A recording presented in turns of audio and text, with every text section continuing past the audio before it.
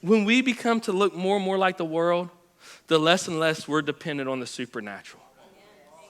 And that is what the enemy is trying to take from us with this fear-ridden culture that we live in. I want to be a church that lives supernaturally, that gives supernaturally, that loves supernaturally, that has a heart for the broken and the hopeless, and who says, you know what? I want to engage and I want to counter in this broken world that God has me in so that his name can be lifted high. That is who we want to be as a church. But every one of us, including myself, to some degree have bought into the lie of playing it safe. We serve a risen King.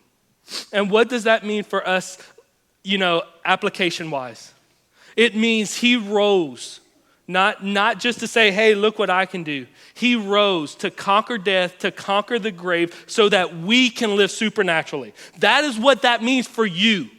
The grave was conquered so that death no longer has a sting in your life. Okay? That is what having a risen King means. It's not just a great story that we gather around for Easter to tell. It's something so much more that God wants to do in every one of our lives. Okay? That is what the Lord wants to do. And so I have two questions for us. And when we submit to that, it changes everything. It changes everything. It changes everything that we are. It changes the way we look. It changes the way we think. It changes everything about us. And I want to get back to the joy of ministry.